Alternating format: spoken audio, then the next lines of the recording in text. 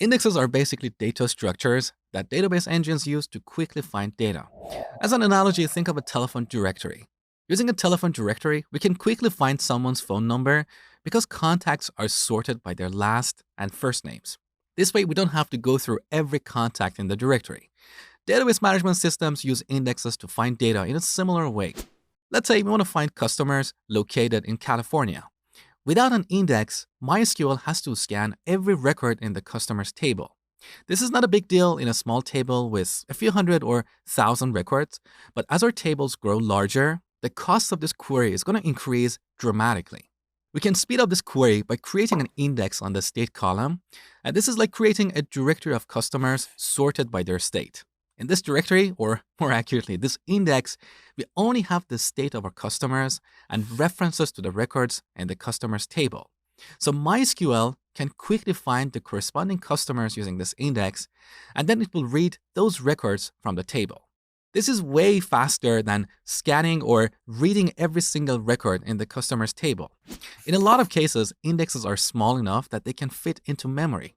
That's why it's much faster to use them to find data, because reading data from the memory is always faster than reading it from the disk. So indexes help us find data quickly, but they come with a cost. First of all, they increase the size of our databases because they have to be permanently stored next to our tables. Also, every time we add, update, or delete a record, MySQL has to update the corresponding indexes, and this will impact the performance of our write operations.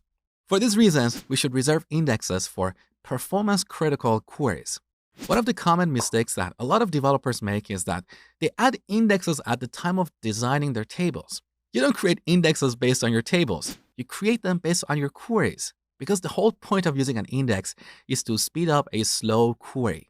Adding an index based on the design of a table is like solving a problem that doesn't exist. So don't blindly add indexes on your tables, because this will increase the size of your database and slow down your writes.